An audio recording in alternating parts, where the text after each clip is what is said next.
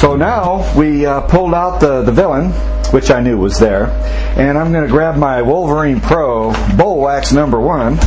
I might add, I just love Wolverine brass. You see how easy that comes off of there? That's the way it should work. You shouldn't have to peel. Okay, there's several ways you could set a wax ring. One way is put it there, the other way is put it on the bottom of the bowl. I do it this way. And I make sure the flange is fairly tight, and it's a little bit loose, but when we set this back down and seal it as good as it was sealed before, it won't rock, because I don't believe it rocked before. Okay, and this one here, the floor tile has raised the floor level up above the flange enough to use 2 bowl wax. And because I really want a good seal, I'm going to do that. And this is root killer. Copper sulfate comes in only one color, blue. And I'm going to put it on the wax, and I'm going to put it around here where it's going to stay forever, because nothing's going to wash it away. And any root try to grow into here, the root will just be dead. And put a little like a glazed donut, and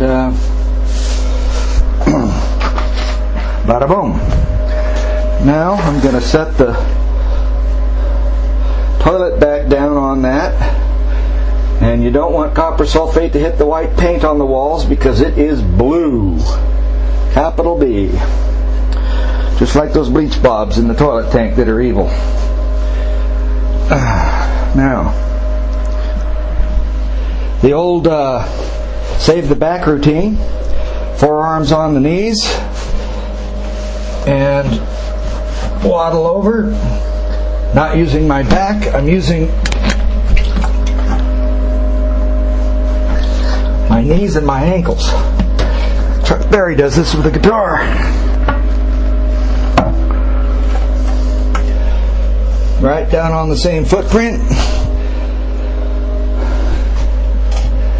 Bada boom. Throw on the cap base, washer. Tighten them down.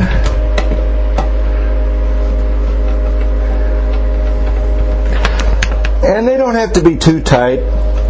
You get a sense of how tight because you just start turning it lightly with your wrist and it's done tight, and then all of a sudden it gets noticeably tighter, and that's usually it.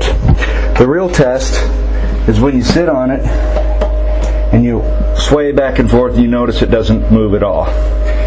And sometimes I tighten them down, don't put the caps on, do some other things, and then I check them again. Sometimes the wax is cold and it's not, completely crushed, and it settles a little bit. That side's tight there for sure. Now we hook up the supply tube to the bottom of the fill valve. Just like that. This is a reusable supply tube. If this was an old one or not a reusable type, I'd be using a new one. And if that wasn't a quarter turn shutoff, I wouldn't be reusing it. I'd be changing it and putting in a quarter turn off.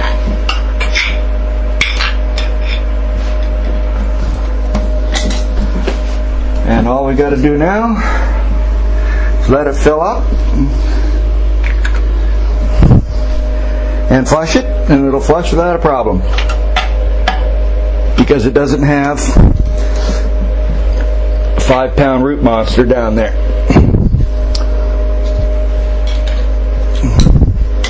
And now for the Wolverine Brass Silicones grease. It's slick and slide. This stuff is wonderful. I buy a tube of this and it lasts me 6 months to a year, so it's not really an expensive thing, but this saves everything. This stuff goes on O-rings and it doesn't cause them to swell. Very few. It's not Teflon lubricant. It is silicone. Big difference. Okay, so I'm going to put some grease on the flush handle, and then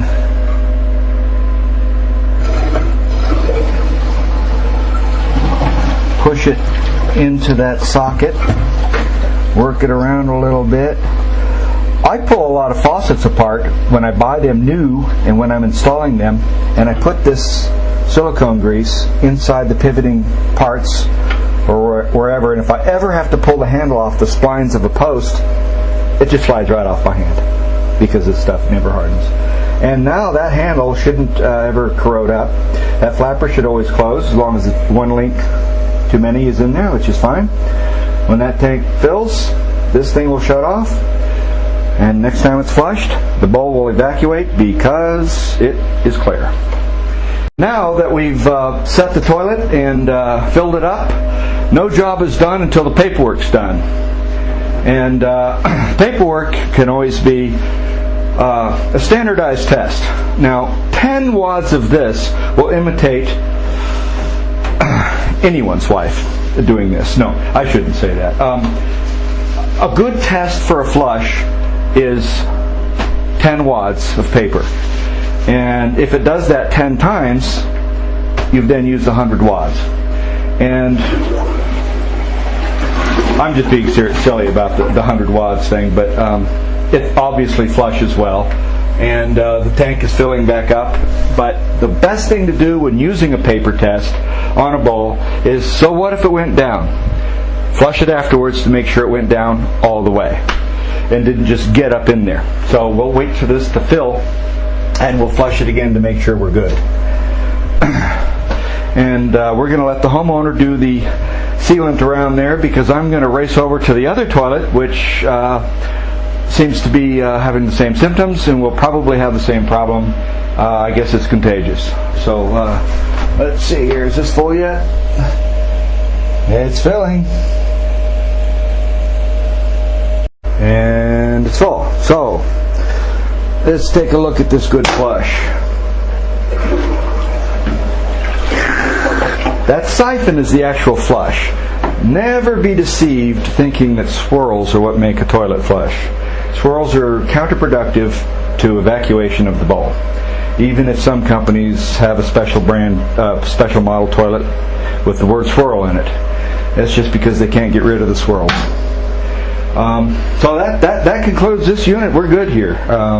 Did the paper test, and it did showed up with the roots, and I got them out. So this one's nailed. So thank you. And if you need any help with symptoms, give me a call, email me. I knew this was going to have a root in it over the phone. There's symptoms that this thing displayed that were very much exclusive to this problem, and that is when the toilet flushed, the water level went up like it's got a blocked bowl, but then when it went down real steady, and it kept going and it kept going. But the trick is that it went lower than the normal fill line, which means it's actually siphoning, but it's not flush siphoning like a normal flush. It's going very slow, and that's because the roots are causing a wicking effect. And it goes so low that it actually siphons the water out of the bowl. Whenever a toilet slowly siphons the water out of the bottom of the bowl, real slow, a real good chance you've got roots down there right at the flange.